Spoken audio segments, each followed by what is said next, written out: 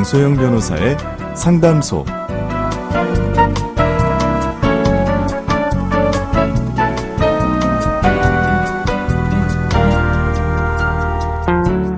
양소영 변호사의 상담소, 양담소를 찾아주신 여러분 환영합니다. 양소영입니다. 최근 한 온라인 커뮤니티에 이런 글이 올라왔습니다. 영화관에서 햄버거 먹는 것도 민폐인가요? 네, 글쓴이는 영화 시작 전에 햄버거를 먹고 있었는데요.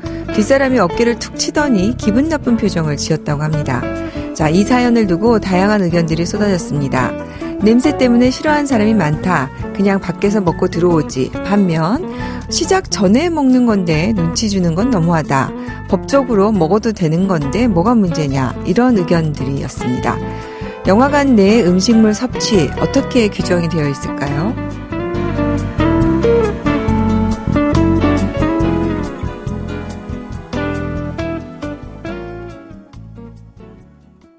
법무법인 승인 양소영 변호사입니다. 네, 영화관 내 음식물 섭취 논란은 2008년 상영관 내 외부 음식물 반입 허용 이렇게 된 이후에 꾸준히 있어 왔습니다. 영화관 자체적으로 정한 기준이 있지만 어떻게 규정할 것인가 명확하지 않기 때문인데요. 대부분 영화관은 강한 냄새로 인해 영화 관람 시 다른 고객에게 방해가 되는 품목 혹은 소음이 심한 음식에 한해서 취식 후 입장해 줄 것을 공고하고 있는데요. 타인에게 피해를 주는 음식 제외 이렇게 하지만 실제로 그 기준이 애매모호하기 때문에 단속할 방법이 없는 상황입니다. 냄새 나는 음식과 소리 나는 음식을 어떻게 어느 범위까지 규정할 것인지 명확하지 않기 때문인데요. 흔히 이제 저희가 음료수에 팝콘 정도 먹는 것은 대부분 괜찮지 않은가? 그렇게 하고 싶어서 가는 경우도 있지 않습니까? 근데 사실은 팝콘도 냄새가 나거든요. 소리가 나기도 하고요. 그러다 보니 이제 어느 정도까지를 규제할 것이냐 참 애매모호한 것이죠. 또 영화가 상영되는 시간 동안 그 중에 중간에 냄새나 소음이 심한 음식을 섭취하는 관객을 제지하는 거 현실적으로 좀 불가능하잖아요. 그런데 또 다른 관객들에게는 분명히 방해가 될 테니까 참 어려운 일입니다. 또 이제 저희가 워낙 코로나 시국에서 거리두기가 해제된 이후에 많은 분들이 그동안 이제 잊고 있던 가지 못했던 영화관을 찾고 있는데 그런데 요즘 또 확진자가 증가하고 있다 보니까요. 이제 그런 면에서 음식물 섭취를 좀 조심하면 좋지 않을까 생각이 듭니다. 아무래도 음식물을 먹으면 마스크를 벗게 되니까요. 영화관뿐만 아니라 저도 이제 종종 재판 다니느라 기차를 타기도 하는데 이동안은 많은 분들이 같이 있는 공간, 대중교통을 이용하는 경우에도 좀 조심을 하면 좋을 것 같다는 생각이 듭니다. 억울한 일을 당하셨나요? 변호사와 직접 상담해보세요. 양소영 변호사의 상담소.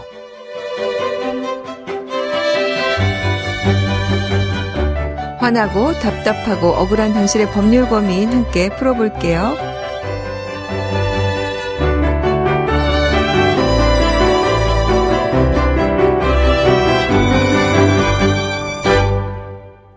오늘은 강효원 변호사님 함께 하겠습니다. 변호사 안녕하세요. 안녕하세요.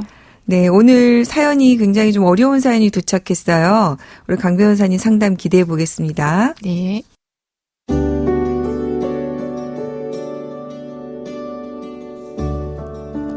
저희 부부는 결혼 20년 차로 남편은 작은 공장을 운영하고 있습니다. 남편은 유독 거래처 사장들과 자주 술자리를 가졌는데요.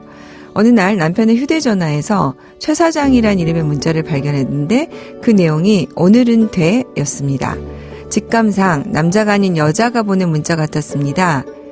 남편은 항상 밤늦게 귀가하고 술에 만취해 집에 들어온 때가 많아 더더욱 여자 문제를 의심하게 되었죠. 이후에는 박교수란 이름으로 나 너무너무 행복해 라는 문자를 보게 되었고 모텔 결제 영수증도 발견했습니다. 남편에게 여자 문제를 따졌더니 처음에는 거짓말로 둘러대더니 결국 인정했습니다. 그런데 적반하장으로 남자가 사회생활을 하는데 간섭한다면서 화를 내더군요. 이후 남편은 집요하게 이혼을 요구하며 생활비를 끊고 이혼 소송을 하겠다고 합니다. 그러면서 이제는 유책 배우자도 이혼 소송이 가능하다면서 떵떵거립니다. 정말 잘못은 남편이 했는데 남편이 이혼 청구를 해도 이혼이 되나요?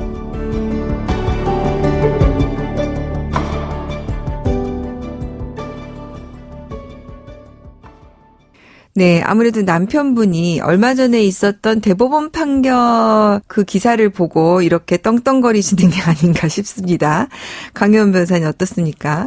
네, 최근에 유책 배우자의 이혼 청구와 관련된 대법원 판례가 나와서 화제가 되었습니다. 그런데 이 대법원이 유책주의를 파기한 것은 아닙니다.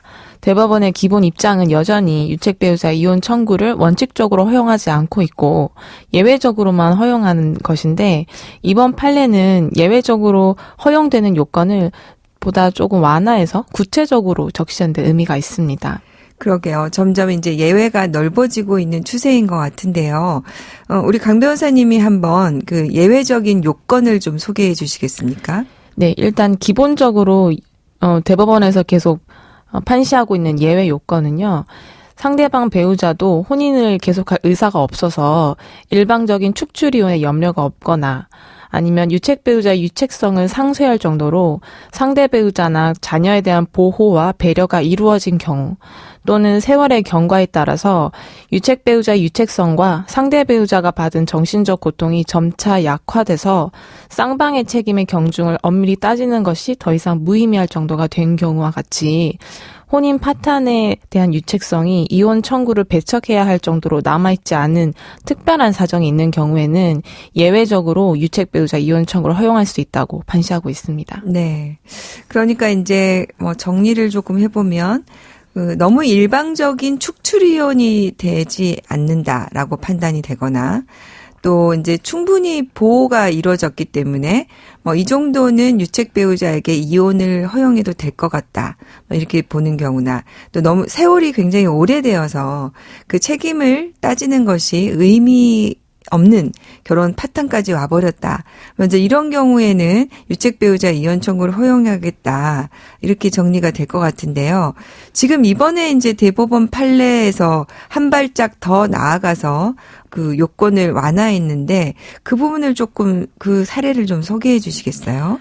네, 이번 대법원 판례 사례는 유책 배우자가 1차로 이혼 소송을 제기하였다가 기각되어서 확정이 됐고요. 네. 이후에 별거 상태를 계속 유지하고 관계가 개선되지 못한 상태로 있다가 2차 소송을 제기한 사례입니다. 네. 그래서 별거를 오랫동안 유지하고 관계 개선이 안 된 지금 이 상황에서는 사연자의 사연과는 좀 다른 상황이 있습니다.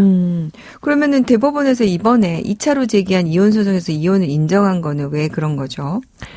네, 대법원 판례를 좀 인용하면 과거 유책 배우자라는 이유로 이혼 기각이 확정되었더라도 상대 배우자 또한 종전 소송에서 문제됐던 일방 배우자의 유책성에 대한 비난을 계속하고 일방 배우자의 전면적인 양보만을 요구하거나 민형사소송 등 혼인관계 회복과 양립하기 어려운 사정이 남아있음에도 장기간 별거가 고착화된 경우 또 상대 배우자에 대한 보상이나 설득으로 협의 이혼도 불가능한 상태에 이르렀다면 네. 종전 이혼 소송의 변론 당시 현저했던 일방 배우자의 유책성이 상당히 희석되었다라고 볼 수 있다고 판시했습니다. 네.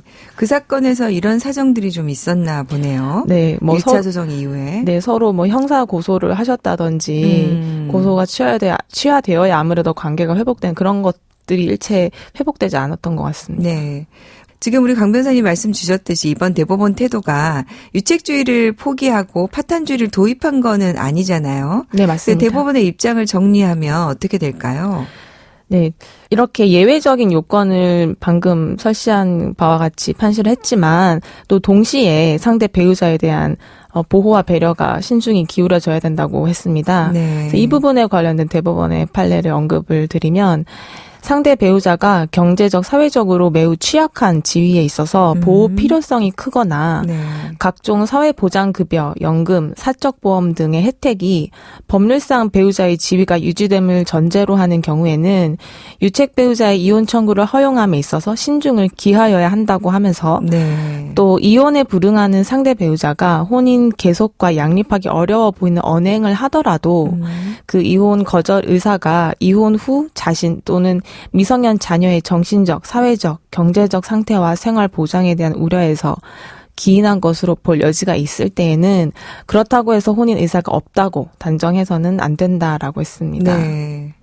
아무래도 이제 가족이라는 것이 꾸려지게 되면 서로에 대한 부양의 의무가 생기고 이런 부분을 이제 고려하지 않고 일방이 유책임에도 불구하고 이거를 깬다면 어쨌든 굉장히 이 가족 관계가 무너질 염려가 있으니까 일단 대법원은 이럴 경우에는 유책 배우자 이혼 청구를 허용하는 것을 신중해야 된다. 이렇게 판단한 것이 정말 다행이라는 생각이 드는데요.